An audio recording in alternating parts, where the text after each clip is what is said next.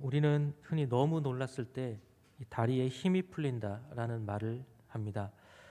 지금으로부터 약 2600년 전쯤에 너무 놀라서 다리에 힘이 풀리다 못해 다리가 서로 부딪히는 그런 경험을 한 사람이 성경에 기록되어 있습니다. 바로 오늘 함께 읽은 본문에서 나오는 이 벨사살이라는 왕입니다. 이 느부갓네살의 나라 바벨론 제국의 마지막 왕으로 성경에는 기록이 되어 있습니다. 이 성경과는 달리 역사에서는 원래 이 바벨론의 마지막 왕이 나보니두스라고 하는 사람으로 알려져 있었습니다. 그래서 이 성경이 기록이 잘못되었다라고 많은 역사학자들이 주장해 왔었습니다. 그런데 이 고고하게 여러 발견들이 계속되면서 이 나보니두스가 섭정왕을 세웠다라는 것이 밝혀지게 됐습니다. 그는 17년 동안 왕으로 있었는데 처음 3년은 자기가 직접 다스렸지만 무슨 이유에서인지는 알려지지는 않았습니다. 하지만 이 섭정왕으로 세우고 자신은 다른 곳에 가서 살았다라고 합니다. 그래서 이 나보니두스의 아들로서 섭정왕에 오른 사람이 오늘 바로 읽은 이 벨사살 왕입니다. 이 성경에서는 벨사살이 느부갓네살의 아들이라고 이렇게 말씀합니다. 이것은 이 가족 관계에 있어서의 아들이라기보다는 이 친아들이 아니라 이 왕을 물려받은 후계자라고 하는 의미에서의 이 아들을 뜻하는 것입니다. 오늘 함께 읽은 22절 말씀에서도 이 아들로 나오지만 이 후계자로서 우리가 이해를 해야 할 것입니다. 5장에 나오는 1절 말씀부터 우리가 잠깐 보면 벨사살 왕이 귀족 1000명을 불러다가 이 큰 잔치를 여는 것을 봅니다. 그만큼 어마어마한 규모의 큰 잔치였습니다. 한창 이제 술이 많이 먹고 또 그런 가운데에 금그릇과 은그릇을 가져오라는 명령을 내리게 되죠. 이것은 느부갓네살 왕이 예루살렘을 정복할 때에 이 성전에서 가지고 왔던 것인데 이 성전의 기구에 술을 마시는 일을 저지르게 됩니다. 이 당시의 사람들에게 있어서 이러한 행동은 이 다른 나라의 신을 조롱하는 그런 의미를 담고 있다고 합니다. 전쟁에서 이겼기 때문에 승리자로서 할 수 있는 그런 행동으로 이해할 수 있는 것이 아니라 이 같은 나라의 사람에게서도 이 비상식적인 일로 받아들여질 수 있는 손가락질 받을 수 있는 그러한 일이었습니다. 우리가 이러한 그 당시의 시대를 모르더라도 우리의 입장에서 생각할 때에 이 벨사살의 행동은 하나님을 모욕하는 것이죠.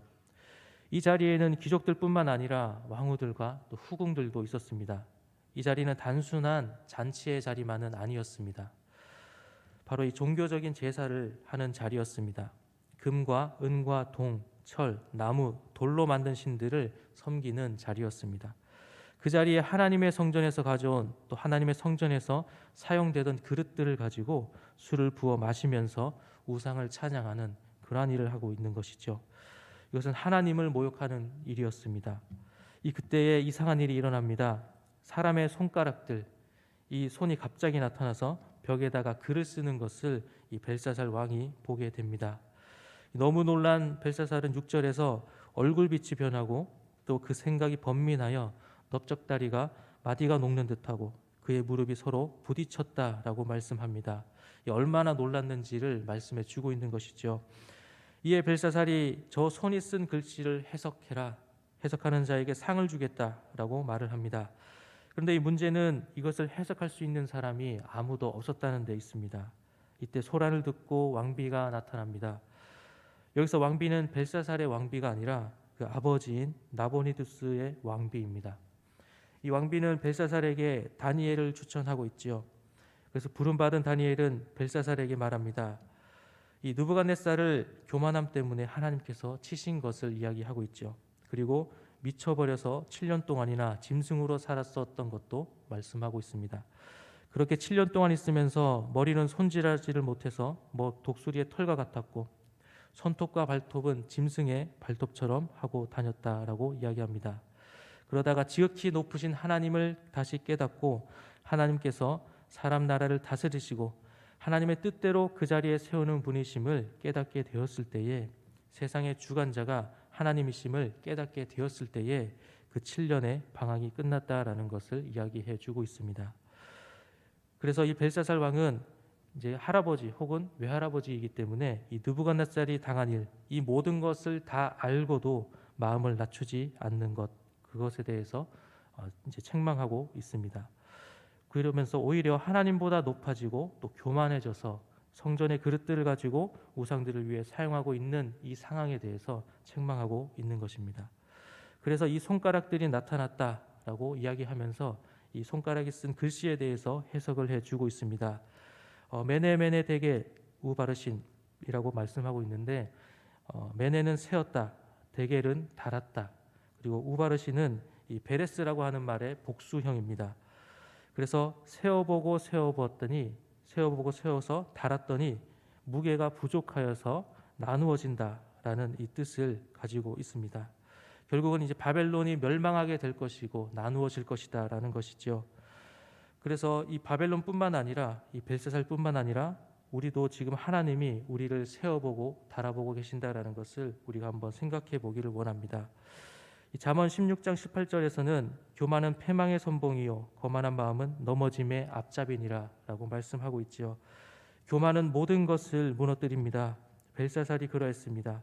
느부갓네살의 일을 모두 다 알고도 성전에 금과 은그릇을 가지고 우상들을 위한 제사에 사용하는 이 하나님을 무시하는, 자기 자신을 하나님보다 더 높이는 것을 우리가 보게 됩니다. 지금 당장 내 눈앞에 보이지 않고 또 만져지지 않고 내가 분명히 다 알고 있음에도 불구하고 하나님을 높여드리지 않는 것이 그의 교만이었습니다. 그리고 이것으로 그의 교만은 끝나지 않습니다.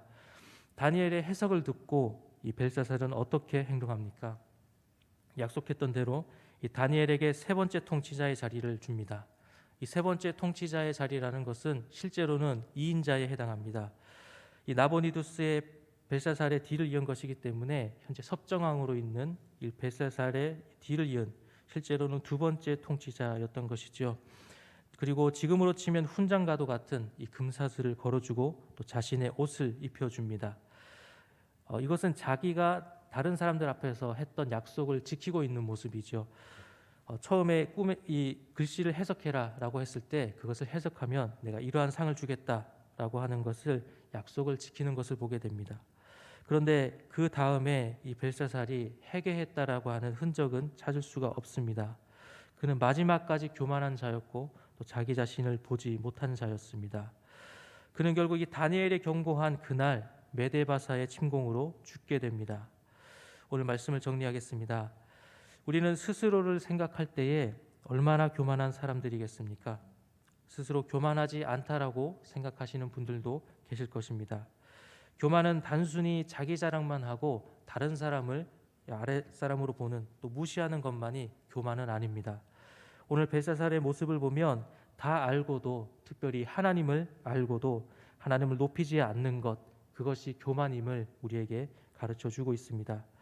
하나님이 자신을 어떻게 보고 계시는가가 우선이 아니라 이 벨사살처럼 자기가 한 약속이, 또 자기의 체면이 면저였던 그 모습들, 사람들 앞에서 약속했던 그 모습은 자기가 생각하지만 하나님이 그를 책망하시기 위해서 글자로 보여주신 것은 잊어버리는 그런 모습이 바로 교만이었던 것입니다.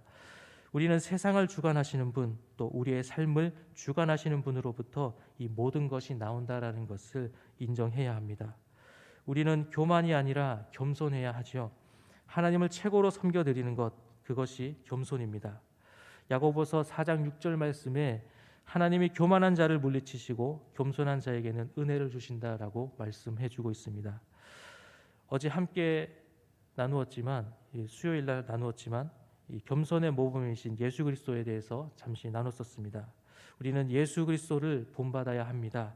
신이신 그분이 인간으로, 또 죄는 없으시지만 죄로 가득한 인간과 같이 되셨습니다. 죄는 없으신데 우리를 위해 십자가 형벌을 받으셨습니다. 하나님의 뜻이기 때문에 복종하셨지요. 하나님의 영광을 위해 스스로 본이 되셨습니다. 하나님의 영광을 위하는 사람이 바로 겸손한 사람입니다. 교만은 모든 것을 무너뜨립니다.